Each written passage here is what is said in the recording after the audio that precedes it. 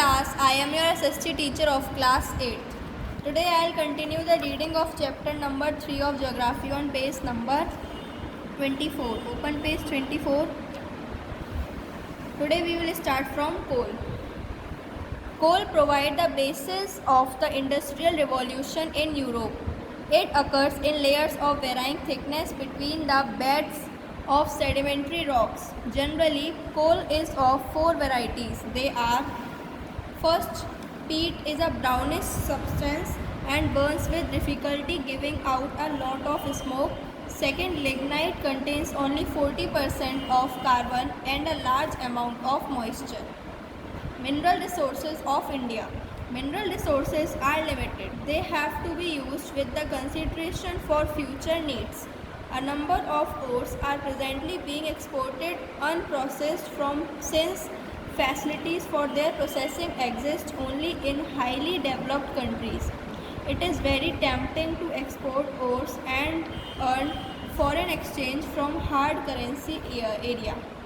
Things are likely to change in the decades to come as technological developments take place within the country.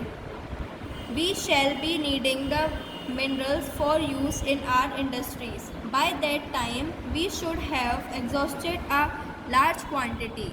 That would be a very unfavorable situation. Highly developed countries like USA prefer to import petroleum and conserve their own resources for posterity.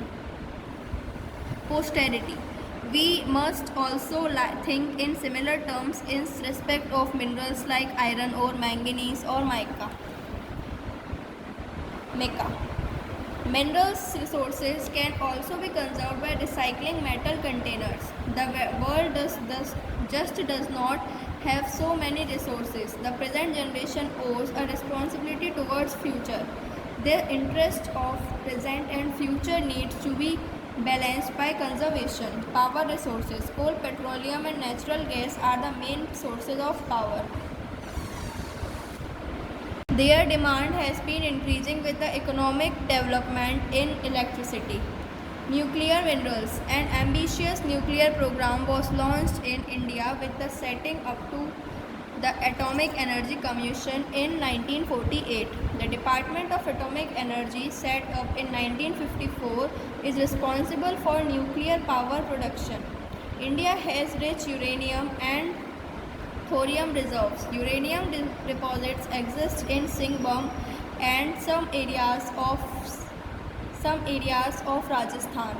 Monazite sands on shores of Kerala are a rich source of thorium. Generation of electricity from nuclear energy commenced in 1969 with the commissioning of Tarapur Atomic Power Station. Rawatbhatta in Rajasthan, Kalpakkam near Chennai and Narora were commissioned later. The installed nuclear power generation capacity in the country is 1720 MW. A beginning has since been made in the second stage of nuclear power program with fast breeder test reactor at Kalpakkam, having attained critically on 18th October 1985. The reactor uses indigenously developed plutonium carbide fuel. Biogas is a cheap and convenient fuel. Biogas plants use animal refuse and can be set up at individual as well as community levels. Even human excreta can be used for generation of biogas. The slurry from biogas plants is rich manure.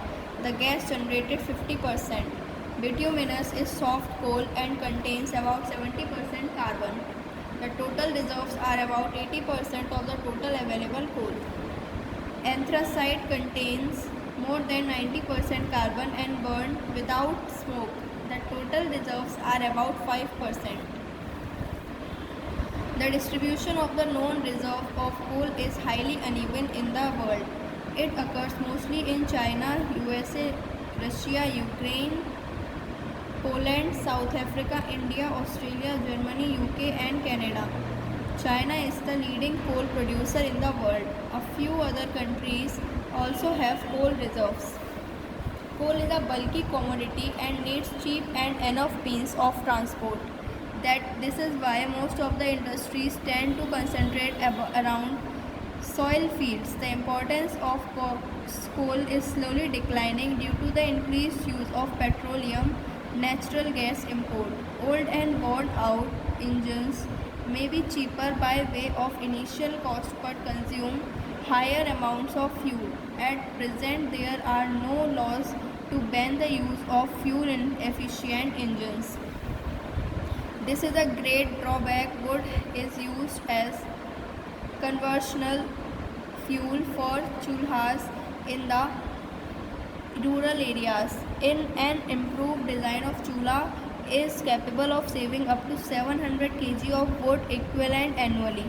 The improved chulhas is smokeless. About 350 lakh improved chulhas were installed up to March 2000.